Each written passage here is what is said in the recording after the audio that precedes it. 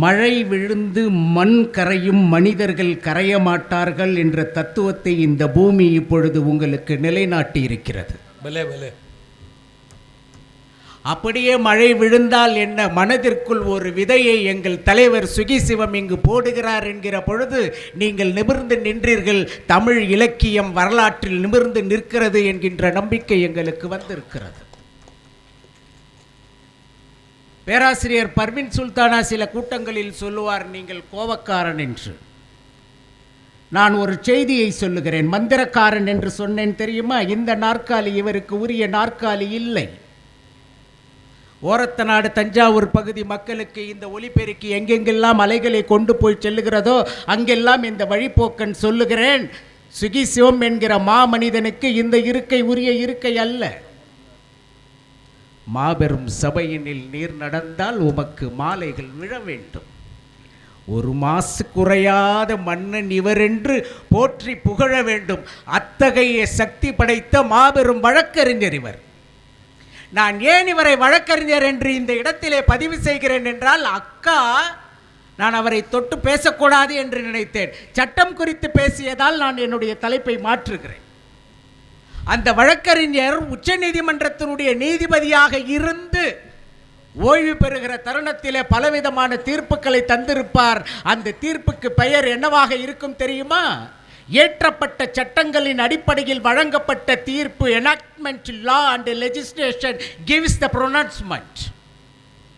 ஆனால் இன்னும் ஒரு தீர்ப்பு இருக்கிறது மக்களே, அது தர்ம சட்டம். இன்றைக்கு அது என்ன தர்ம சட்டம்?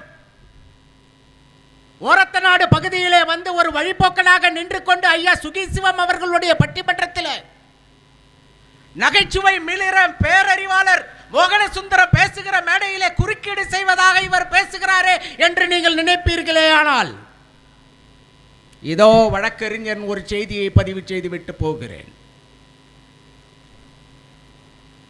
ஏற்றப்பட்ட சட்டம் இருக்கிறது, அந்த சட்டத்திற்கு அளவுகோல் உண்டு. அக்கா சொன்னது போல குஜராத்திலே மது விலக்குக்கு சட்டம் இருக்கிறது. அங்கு மது குடித்தால் சிறை தண்டனை. பாண்டிச்சேரியிலே நீங்கள் மது குடிக்கலாம், நடைபாதையிலேயே படுத்து தூங்கலாம், அங்கு சட்டம் இல்லை. அப்படி என்றால் தர்ம சட்டம். இப்ப நம்ம ஊருக்கு வரோம் பாருங்க. தாத்தா சொத்து யாருக்குங்க? தாத்தா சொத்து யாருக்கு? தாத்தா சொத்து பேரனுக்கு என்பது சட்டம்ங்க, எழுதப்பட்ட சட்டம். இது யாருமே மாற்ற முடியாதுங்க. அவ்வளோதான். வாழ்க்கை என்றால் போராட்டம்ங்க, இது யாருமே மாற்ற முடியாதுங்க. கொஞ்சம் கூர்ந்து கவனிங்க. வாழ்க்கை என்றால் போராட்டம், இது யாருமே மாற்ற முடியாது. எப்படி சொல்கிறேன்னு கேளுங்க. மகாபாரதம் ஏன் இன்று உலகம் முழுவதும் வியந்து பார்க்கப்படக்கூடிய இதிகாசமாக இருக்கிறது என்றால், தர்மன் விளையாடுவதற்காக போகிறான். தன்னுடைய கிராமத்தில் இருக்கின்ற ஆடுகளை எல்லாம் விற்றான், மாடுகளை விற்றான், குதிரையை விற்றான், நிலத்தை விற்றான், அரண்மனையை விற்றான். தேசம் முழுவதும் போனதற்கு பிறகு தன் தம்பிமார்களை விற்றான். தம்பிமார்களும் போனதற்கு பிறகு தன்னை விற்றான். தன்னையும் விற்றதற்கு பிறகு தன் மனைவியை விற்றான். எல்லாவற்றையும் விற்று விற்று இழந்து விட்டான் என்பதற்காக கடவுள் கிருஷ்ணன் அவர்களை ஆதரித்ததனால் மகாபாரத போர் வந்தது.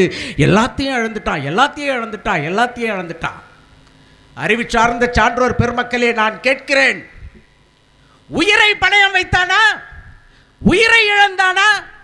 ஒரு தாய் குழந்தை தன்னுடைய வயிற்றில் கருவுற்று விட்டாள் என்றால் அந்த குழந்தைக்காக தன்னுடைய உடலை சிதைத்துக் கொண்டு, தன் உணவை சிதைத்துக் கொண்டு, தன்னுடைய வாழ்க்கை முறையை சிதைத்துக் கொண்டு பக்குவம் பக்குவம் பக்குவம் என்று பத்தியம் இருந்து உயிர் போகிற தருவாயில் மரண வலியோடு ஒரு குழந்தையை பெற்றெடுக்கிறாள்.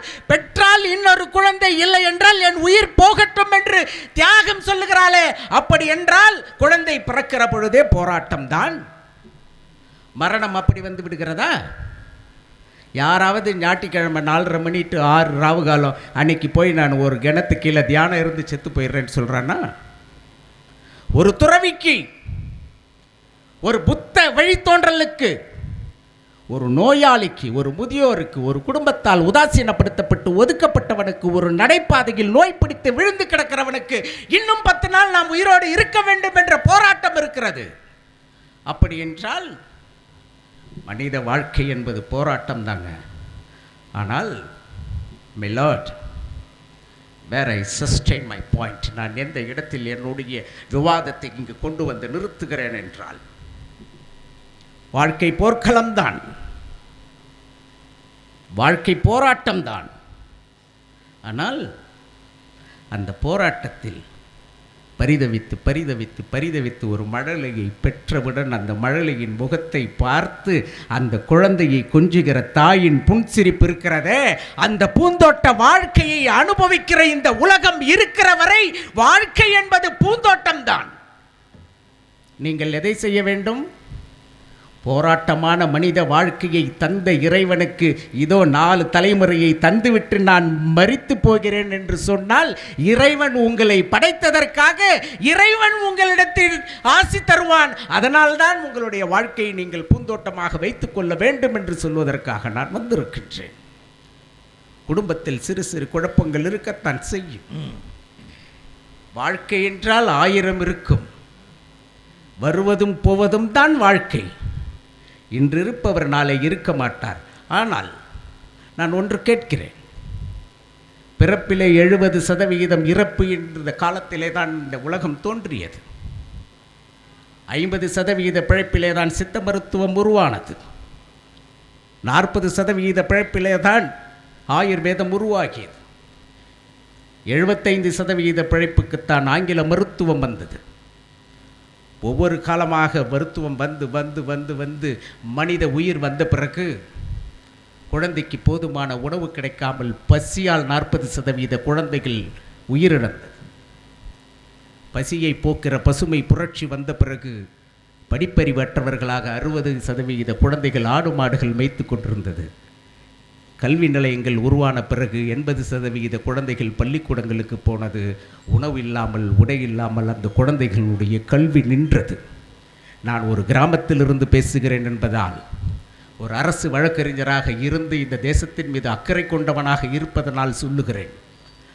வீட்டுக்கு போகிற பொழுது உறக்கம் வராத பொழுதுகளில் இந்த வழிப்போக்கன் சொன்ன செய்திகள் உங்கள் கவனத்துக்கு வருமேயானால், வாழ்க்கை எவ்வளவு பெரிய மந்திர சாவியை நம் கையில் கொடுத்திருக்கிறது, நாம் எப்படிப்பட்ட பூந்தோட்டத்தில் வாழ்ந்து கொண்டிருக்கிறோம் என்பதை நீங்கள் நினைத்து பார்ப்பீர்கள். அருமை தாய்மார்களே, பெரியோர்களே, இன்றைக்கு குழந்தைகளுக்கு கல்வி கிடைக்கிறது, காலை உணவு கிடைக்கிறது, பகல் உணவு கிடைக்கிறது, இலவசமான காலணி கிடைக்கிறது, இலவசமான உடை கிடைக்கிறது, இலவசமாக அந்த குழந்தைக்கு தேவையான பாட புத்தகங்கள் கொடுக்கப்படுகிறது. அந்த குழந்தை நடுநிலைக்கு வருகிற பொழுது அந்த குழந்தைக்கு சைக்கிள் தரப்படுகிறது. அந்த குழந்தை மேல்நிலைக்கு வருகிற பொழுது அந்த குழந்தைக்கு கணினி தரப்படுகிறது. அந்த குழந்தை முதல் முறையாக அந்த குடும்பத்து பட்டதாரியாக வந்தால் மாதம் 1000 ரூபாய் தரப்படுகிறது. அந்த குழந்தையினுடைய வாழ்க்கையை பூந்தோட்டமாக வளர்த்து தருவதற்கான ஒரு அரசு நம்மால் உருவாக்கப்பட்டிருக்கிறது என்றால், அது போராட்ட களத்தில் இருந்து வந்தாலும் அதுதான் பூந்தோட்டம் என்கின்ற செய்தியை நீங்கள் உணர வேண்டும் என்பதற்காக நான் உங்களுக்கு சொல்லுகிறேன். நண்பர்களை இப்படி யோசித்து பாருங்கள். வெறும் தங்கம் எதுக்குமே பயன்படாதுங்க. தங்கம் தங்கன்னு பொண்டாட்டியை புருஷன் கொஞ்சினானா பொய் சொல்கிறான்னு அர்த்தம். கொஞ்சமாச்சு தங்கத்தோடு செம்பு கலந்தால்தான் நகையாக உருவாகும். வாழ்க்கையில் கொஞ்சமாவது போராட்டம் இல்லை என்றால் வாழ்க்கை பயன்படவே பயன்படாது. உங்களுக்கு ஒரு எளிய தத்துவம் சொல்லுகிறேன். நம்முடைய உடம்பில் வெள்ளை அணுக்களும் சிகப்பு அணுக்களும் சண்டை போட்டுக்கொண்டே இருந்தால் நாம் ஆரோக்கியமாக இருக்கிறோம் என்று அர்த்தம். ஏதாவது ஒரு அணு வேலை செய்வதை நிறுத்திவிட்டால் செத்து போய்விட்டோம் என்று அர்த்தம். செத்து போய்விட்டவர்களுக்காக நான் பேச வரவில்லை. வாழ்க்கை பூந்தோட்டமாக இருக்கிறது என்பதற்காக நான் பேச வருகிறேன். ஓஷோ அவர்கள் மிக தீவிரமாக வாழ்க்கையை குறித்த ஒரு பாடத்தை எடுத்துக்கொண்டு வருகிற பொழுது இடையில் எதையோ ஒரு பொருளை கண்ணுற்று பார்த்துவிட்டு நிற்கிறார். பிறகு ஓஷோ இப்படி சொல்லுகிறார், 49 வருட காலம் வெறும் புத்தகத்தை ஒரு போதி மரமாக ஏற்று படித்தவன் உங்களுக்கு தாரை வார்த்து தருகின்ற அட்சய பாத்திரத்தை கையிலே கொண்டு போங்கள். 300 400 புத்தகங்களை சுருக்கி நான் ஒரு மணி நேர உரை நிகழ்த்த வேண்டும் என்று வந்தேன். ஏதோ 2 வரிகளிலே ஒரு செய்தியை சொல்லிவிட்டு போகிறேன். தூரத்தில் பார்க்கிறேன், அழகான செருப்பு ஒன்று இருக்கிறது, மிக அழகாக இருக்கிறது, தங்க நிறத்திலே பட்டை அணிந்ததாக இருக்கிறது, என் காலுக்கு பொருத்தமாக இருக்கிறது. ஏக்கமாக இருக்கிற பொழுது என் மனது முள்ளில் குத்தியதைப் போல துடிக்கிறது. இதன் இன்னொரு ஜோடி அருந்து போனதால் இதை தூக்கி போட்டிருக்கிறார்கள் என்று எனக்கு வாழ்க்கை சொல்லுகிறது. போராட்ட களம் என்று நீ போய்விட்டால் உன் அமைதியும் தூக்கி எறியப்படும் என்று ஓசோ சொன்னான். நான் சொல்லுகிறேன், ஒரு சிறு சண்டை தான் உங்களை குடும்ப நீதிமன்றத்துக்கு அழைத்து செல்லும். ஒரு சிறு தவறுதான் உங்களை சிவில் நீதிமன்றத்துக்கு அழைத்து செல்லும். நான் எங்கள் வழக்கறிஞரை வைத்துக்கொண்டு, எங்கள் நீதி அரசரை வைத்துக்கொண்டு சொன்னேன் அல்லவா, த எனாக்ட்மெண்ட் லா, எழுதப்பட்ட சட்டத்தின் மீது. அதற்கு இப்பொழுது வந்து என்னுடைய உரையை முடிக்கிறேன். எழுதப்பட்ட சட்டம் என்ன சொன்னது? பாட்டனின் சொத்து பேரனுக்கு சொந்தம். எனக்கு தெரிந்து ஒலிபரப்பினுடைய அதிர்வலைகளை வைத்துக்கொண்டு எத்தனை பேர் இந்த செய்தியை போய் கேட்பார்கள் என்று என்னால் துல்லியமாக சொல்லிவிட முடியும். கிருஷ்ணன் அவர்களை சாட்சியமாக வைத்து சொல்லுகிறேன், 7000 பேர் இதை கேட்டுக்கொண்டிருப்பீர்கள். பாட்டன் சொத்து பேரனுக்கு சொந்தம் என்பது எழுதப்பட்ட சட்டம். அதுதான் போராட்டம். வாழ்க்கை என்பது போராட்டம் என்று நான் சொன்னேன் அல்லவா? கொஞ்சம் யோசியுங்கள். பேரன் பாட்டனுடைய சொத்துக்கு ஆசைப்பட்டு பாட்டனை கொன்றுவிட்டால் சட்டத்தை எங்கு கொண்டு போய் நிறுத்துவீர்கள்? பாட்டன் சொத்து பேரனுக்கு சொந்தம் என்று கொலை செய்த பேரனுக்கு சொத்தை தந்து விடுவீர்களா? அல்லது பேரனுக்கு குற்ற தண்டனையை தந்து விடுவீர்களா? எதை செய்வீர்கள்? இந்த இடத்தில்தான் நான் வணங்குகிற கிருஷ்ணனும் சிவனும் முருகனும் தர்ம சட்டத்தை தூக்கி நிறுத்துகிறார்கள். அந்த தர்ம சட்டத்தை தூக்கி பிடித்து தமிழகத்தின் வீதி எங்கும் பேசுவதோடு அல்லாமல் தமிழ் கூறும் உலகெங்கும் முழங்கிக் கொண்டிருக்கின்ற நீதிபதி அவர்களே, இதோ தர்ம சட்டத்தை உங்கள் கையிலே நான் ஒப்படைத்து விட்டேன்.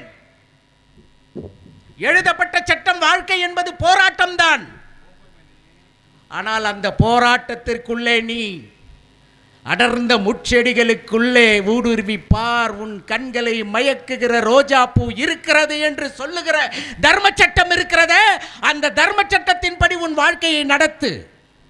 உன் குழந்தை திருடினானா, அவனை நீ சிறைக்கு அனுப்ப முடியாது.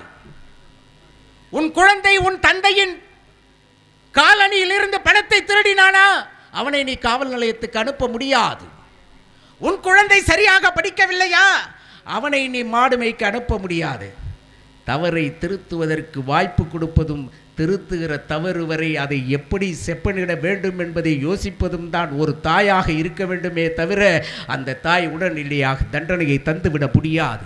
போராட்டம் என்பது வாழ்க்கையில் எல்லோரும் எந்நேரமும் சதா சதா சதா சந்தித்து கொண்டே இருக்கிற செய்தி. ஆனால் பூந்தோட்டம் என்பது நாம் தெரிவித்துக் கொள்வது. இப்படி சொல்லுகிறேன் என் அருமை தோழர்களே. ஒன்று பாருங்கள், பேசிக்கிட்டு இருக்கிறோம், பூமி சும்மா தான் இருக்குது, சுற்றிக்கிட்டு வர்றதில் தான் நிலா ஒரு பக்கம், சூரியன் ஒரு பக்கம். நீ போராட்டம்னா சொல்லு, பூந்தோட்டம்னா சொல்லு, வாழ்க்கை அப்படியே தாங்க இருக்குது.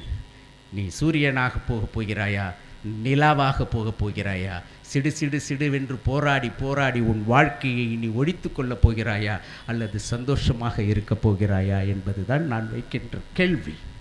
நடுவர் அவர்களே, இந்த பக்கத்தில் ஒரு பிரமாதமான கதை இருக்குங்க ஐயா. ரெண்டு நிமிட கதைங்கய்யா. மொரட்டு, கரெக்டாக சொல்கிறேன்னான்னு பாருங்கள், மொரட்டு களவாணிக்கு வாக்குப்பட்டவன். இந்த மொரட்டு களவாணிக்கு வாக்குப்பட்டவன் அவளுக்கு ஏன் பேர் வந்துச்சுன்னா, கல்யாணம் நடந்த அன்னைக்கு சாம்பார் வச்சாங்க, உப்பு குறைமையாக இருந்ததுன்னு சட்டியை தூக்கி போட்டு உடைச்சிட்டான். சரி, மறுநாள் சாம்பார் வச்சாங்க, உப்பு அதிகமாக இருந்ததுன்னு சட்டியை தூக்கி உடைச்சிட்டான். மாதத்தில் 10 நாளுக்கு தாய் வீட்டுக்கு போயிடுவா. இப்படியான சண்டை தொடர்ந்து நடந்து கொண்டே இருக்கும். இப்படி தாய் வீட்டுக்கு பொறுத்தும் இவ வீட்டுக்கு வர்றதுமா இருந்ததுனால அவளுக்கு முரட்டு களவாணிக்கு வாக்கப்பட்டவன்னு பேர்.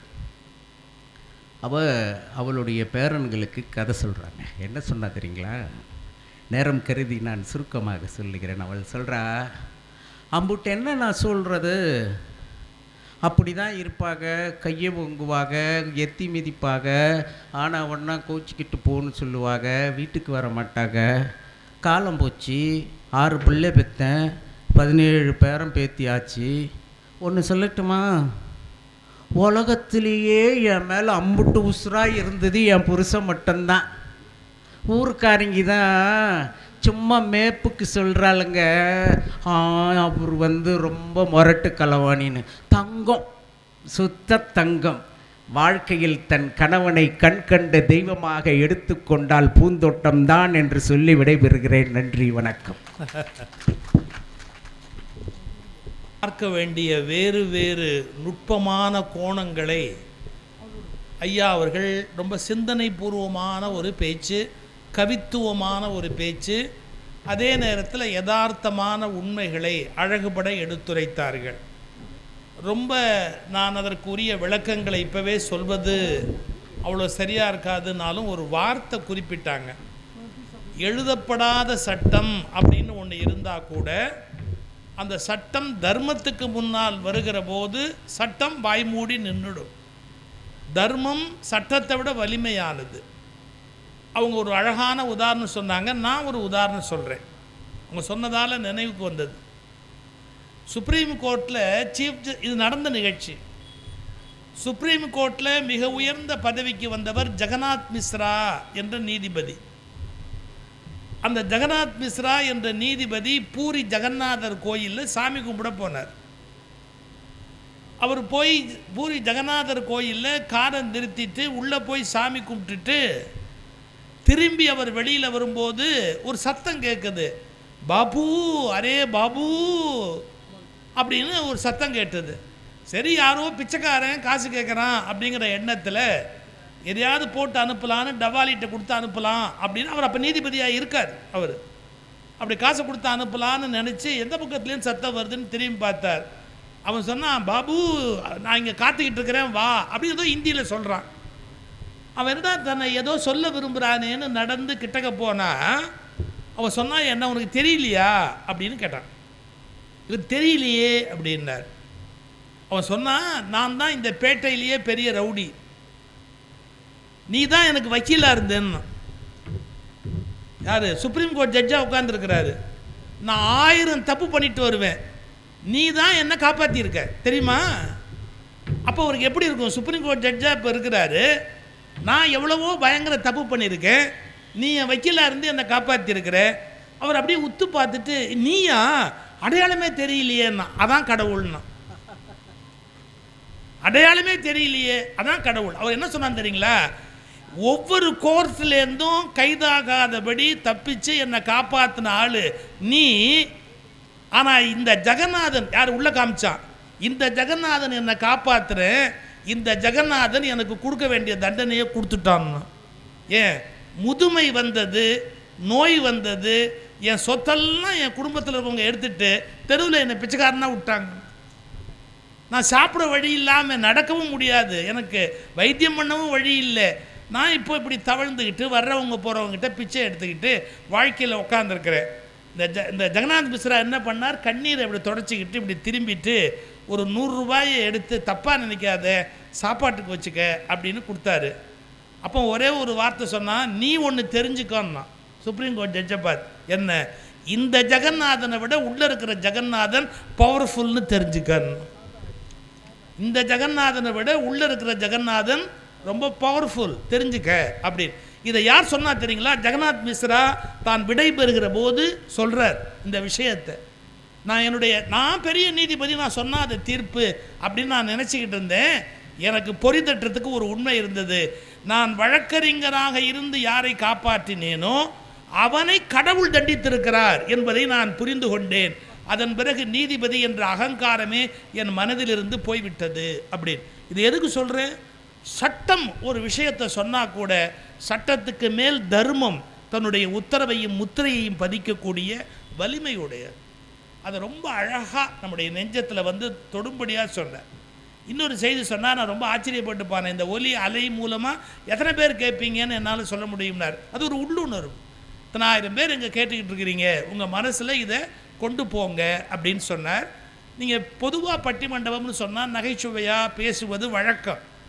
அதை சீரியஸாக பேசுகிறதுக்கு ஒரு தைரியம் வேணும்.